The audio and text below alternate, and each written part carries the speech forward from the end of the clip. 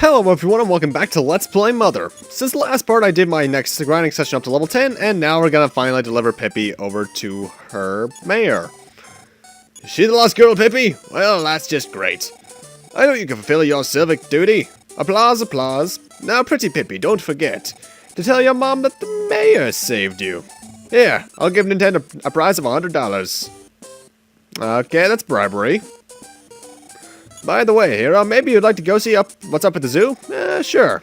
Yes, you'll go? Great, great, great. Now make sure to get a key from my assistant Abbott. Now it's time to say goodbye. Please come by my house. I'll be waiting there to see you again. By the way, do you think my hair needs styling? Well, it is from a 1949 book, so yes. Either way, here's Abbott. Talk to him to get the zoo key. And now, before we continue on, I want to go actually up to the department store, and actually, no, wait, this is progress. We want to head all the way to the top floor. There's a pet store there. However, as we'll find out, all the pets have escaped, supposedly due to the same thing that's causing stuff to go wrong at the zoo, actually. The only one that's left, however, is the canary chick, and we can buy it, and we want to. But not for $85. How about free? Yeah, that's a little thing you can do, is get it for free like that. And where do we take said canary? Well, I shall show you as we go. First off, though, we want to head northeast back towards Pippi's house, because she's there now, honestly. And talking to her, we want to do something. We want to say no, then yes. You could get this the moment you first talk to her back in the grave. But if you don't do it like that, you can get it here, and we get the Franklin badge. Smash aficionados will recognize this. This equipment allows you to deflect certain spells or PSIs back to the enemy. In this case, PK Beam Gamma, I think? That's actually a weird thing. They're called PSIs here in the NES version and Earthbound, and I think even the fan translation of Mother 3. But in Japan, they're known as PKs, as in Psychokinesis. Either way, this is the Canary Village, so we have a canary chick. You can probably guess where we need to take this. Though navigating this place is interesting. Hey, a random silver grave. That's totally not important. Anyway, this guy down here is the Canary Man. Let's talk to him. Wow, that canary's the baby of singing Laura. Will you return a baby to her? Sure. Where is Laura? I wonder if she's the one that's behind the conveniently blockaded wall that we can walk through when behind the silver grave. I'm Laura. And if I could... she moves around, so it's kind of hard to use her chick on her. Use it, and overjoyed with her reunion, Laura began singing.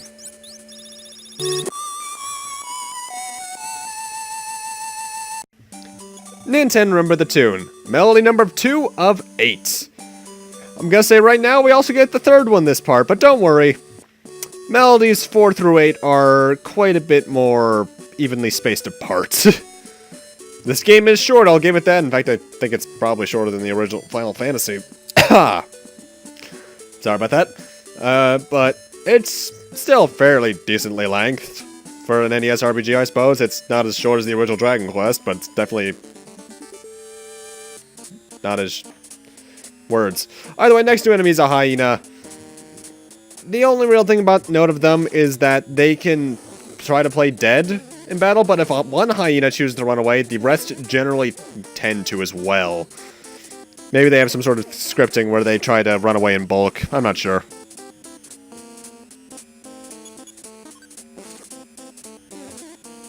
Really gross looking dogs, too. They're really puke shade of green. Actually, that reminds me. Doesn't the NES not actually have a pure yellow? Or something like that? Like the Shovel Knight developers revealed that? Either way, the monkey stole the zoo key. But thankfully the lock is broken. And this is an eerie-ass song. Though I do actually really like it. The zoo, first off, this is the abandoned zoo, which has new enemy, alligator. Zzz. Nothing really to talk about with these guys. At all, because they're pretty vanilla. The interesting thing about the Abandoned Zoo here is that name alone, Abandoned Zoo, should sound familiar to Smash players. In the Subspace Emissary from Brawl, this was the Mother stage. Not gonna lie, when I first saw that, I was like, hey, this place. Either way, as a dungeon, it's actually a fairly simple area. You just have to go up and down and up and down, and then you go to the main goal of this place. Though there's one enemy I don't encounter in here, which if you run into, I recommend you either run away or fight it if you're around my level at least. And that is the elephant. A lot of HP, fairly high attack, so watch yourself with that. And down here, we find this building, which happens to be the Super Nintendo's office, or superintendent. Sorry, Simpsons got in my brain. Either way, going to notice there's a very annoying sound in here, and that's our goal. Here's a rope. You can use that on an enemy to pretty much make them unable to move for a certain amount of turns. It's not useful at all at this point in the game. Just sell it at the shop. It's 300 bucks, so it's a pretty good thing to sell. Next enemy is the centipedes. They are actually very vulnerable to the insecticide item you can get at the department store. It's pretty basic beyond that, though. Nothing really to talk about. In fact, I'm surprised it took me until now to run into them. They're usually like the third or fourth enemy I run into. The second room on the first floor, by the way, has an antidote. This here has a bread, which I actually apparently used the original one sometime off screen. I forget when. God, that tone gets annoying. And that makes sense because if you go into some, I believe some NPCs tell you about it, whatever this high-pitched sound is, it's what's causing the animals around here to go crazy, and that's why the zoo is actually abandoned. And I think why the pet store is evacuated as well. Either way, let's find the source of this sound. It's this thing. Make sure you have the Franklin badge in your inventory, by the way. Let's check it out. Suddenly, from inside the capsule, boss fight against Starman Jr. The Starman Jr. is very strong for this point in the game. It has strong physical attacks and a variety of PK beam attacks. That one right there is the one that's an instant kill if you don't have the Franklin badge. So, be careful if you don't have it. There's a chance he won't use it. He can also defend, but beyond that, he's honestly a pretty simple boss fight.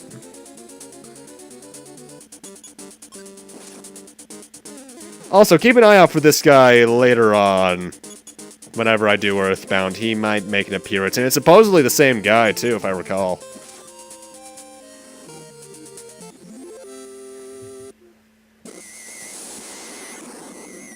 The odd sound that drove the animals insane died down. The zoo once more became a safe place. Yay! And let's get out of the Super Nintendo's office. You know, sometimes I say that completely as a reference, sometimes I say it completely unintentionally because I love that Simpsons episode. Anyway, let's check this out. One of a kind, see the amazing singing monkey. The singing monkey sang with passion.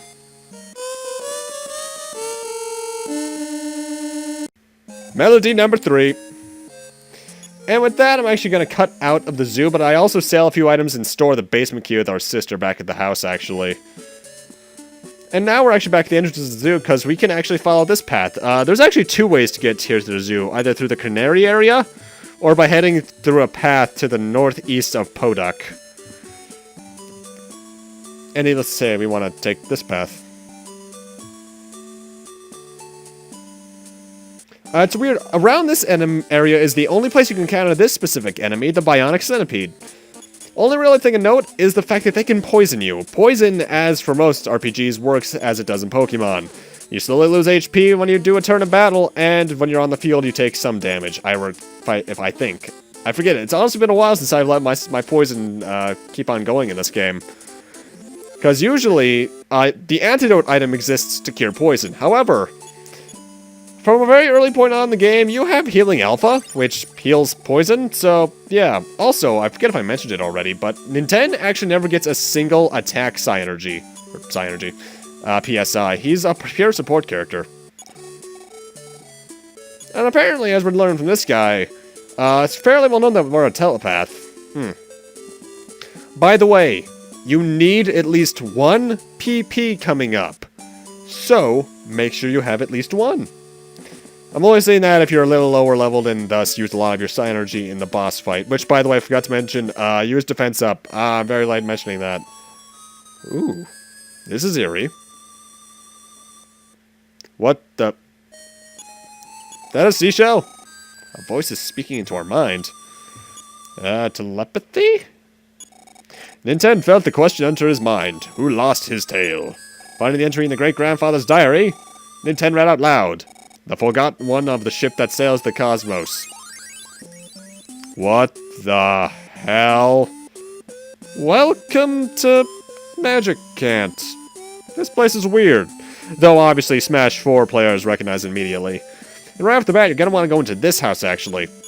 Talk to this guy, say yes to the big bag, and say yes to him borrowing your cash card. And then immediately, talk to him again.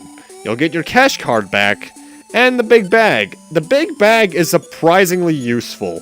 What it is, it's a bag filled with magic herbs, which are around 30 HP of recovery. And I'm not sure how many are in there, but it's usually enough to last me the game, really. There's a couple things you can do here in the Magic Cat town, but not really much of worth. There's an inn, there's a hospital, there's these three things, which are shops. So I'm honestly just going to take us right to the plot thing. There's also a magic fountain that you can use telepathy on to find this world's equivalent to an ATM, which you need to do if you want to get money here. Suspicious man, I'll let you pass if you solve this riddle. I'm no good at riddles, so let's just read the answer right out of your mind. That's right, the answer is 2 alligators, though I haven't come up with a riddle yet. Get wrecked. Welcome to Queen Mary's castle. If you talk to the NPCs around here, you'll learn the fact that they, first off, have a queen here in Magicant, and that she's been having frequent nightmares. She's supposedly a really good singer, but isn't recently for some reason. Now, there are some rooms in here. I forget if there's things in all of them, but there are some things in some of them. These are the main things I always remember. A useless magic herb, which I'm immediately going to drop, though I suppose you could actually go back to town and sell it. There is this antidote, completely useless because I have healing alpha. And in here we get something actually useful. The flash dark. It's like a flashlight, only it flashes darkness at people.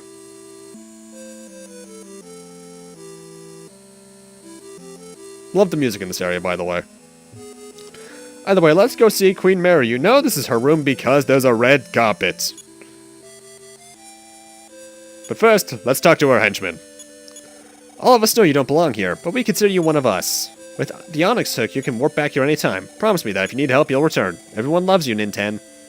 Creepy. Welcome, Ninten. Here in Magicant, everyone is your friend. You can have as much as you like of whatever you want. What? You want to listen to my song? Sorry, I don't know why, but I just can't sing.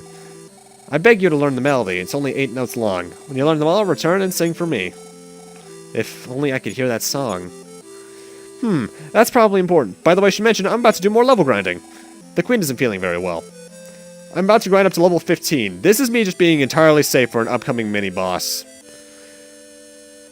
Actually, now that I think about it, Magicant is also familiar for anyone who played Earthbound on the Super Nintendo, because there was a similar area in that towards the end.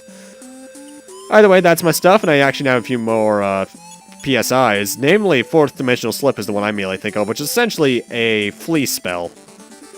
And we get our first enemy in Magicant, Rabe Yididit. Rabe Yididit. The only real thing about them is, first off, their name is Teddy Bear spelled backwards. But the big thing is, if you come into a battle with one and it's slightly off to the left of the battle screen, I recommend running because it has a chance of summoning a Sky Yididit, which is a pretty powerful enemy, which I don't recommend you fight. Also, I grinded up to 1,200 bucks. Why? Because I want to get a certain something in here. I want to get a magic coin, an equip item that raises your defense by 20, which is, it's kinda good.